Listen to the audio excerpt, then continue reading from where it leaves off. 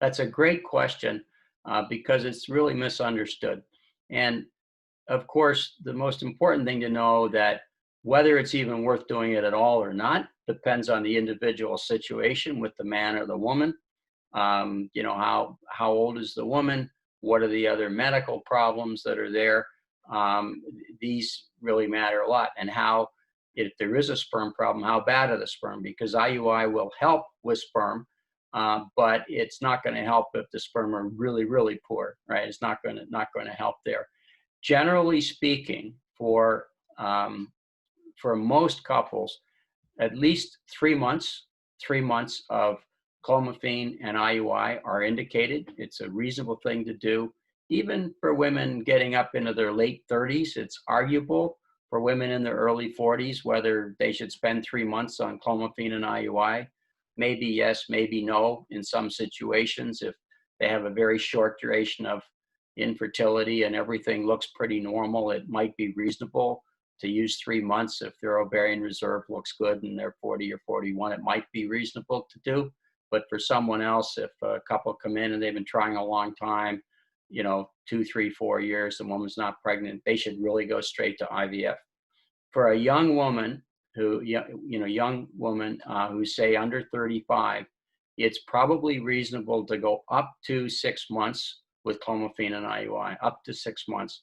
There are very, very few situations where it's justified to use clomiphene and IUI for more than 6 months. And the reason is that most people who don't get pregnant by 6 months with clomiphene IUI don't get pregnant at all. So the numbers in the literature are a little varied, but more or less, over 3 months of clomiphene IUI treatment for, let's say, most women under age 38, 39, or 40, after 3 months, you're going to have 20 or 25% are going to be pregnant after 3 cycles. And if you go another 3 cycles, you're probably going to get up to 30, 35% will be pregnant. So that's about 1 in 3, let's say. That would be most, up to 6 cycles. But after that, if you go another 6 cycles, you only get 2% or 3% pregnant, and you've lost a whole half a year.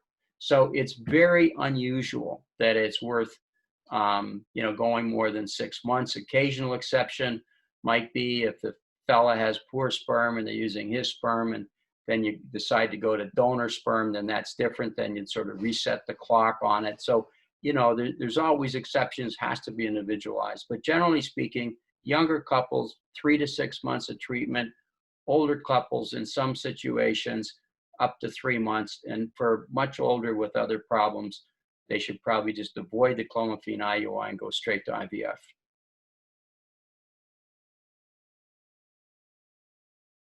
So a whole IVF cycle really only takes like 4 weeks till you know if you're pregnant or not.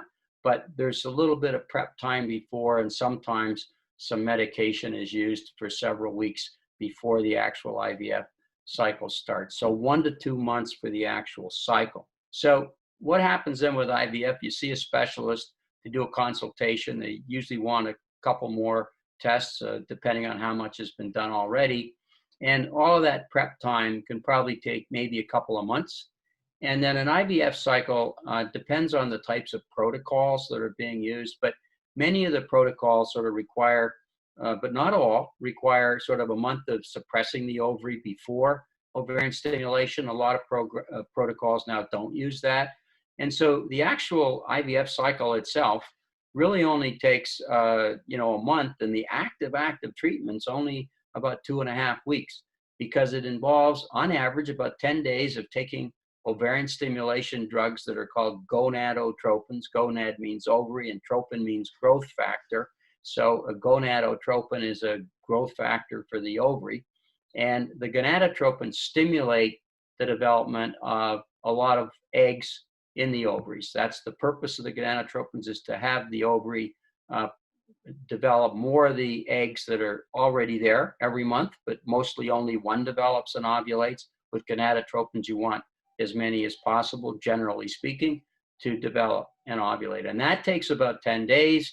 And then there's what's called a trigger shot to stimulate ovulation, except before ovulation occurs, then an egg retrieval is done. This requires a minor anesthesia, and it's a minor surgical procedure of passing a needle under ultrasound guidance through the top of the vaginal wall into the ovary, and the eggs are aspirated out of the ovary. So that's how we get the eggs, with a very small needle, ultrasound guided, with a little bit of anesthesia. It's in and out procedure that day.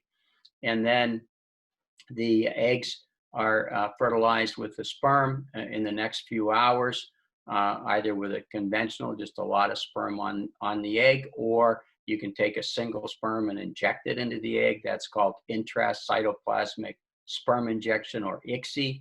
And that's done if there's a male factor, or sometimes in other situations, but it's really for male factor. And then you grow the embryos for about 5 days, usually, sometimes 6 days, to what's called the blastocyst stage. And then often an embryo is put back at that point. So there's about 10 days of ovarian stimulation drugs, another day or two for the retrieval, and 5 days of growing. So you can see you're at about 2.5 weeks until the embryo is put back. And then hormones are taken to support the endometrium. And then a pregnancy test is done about 12 to 14 days or so later to see if the woman's pregnant.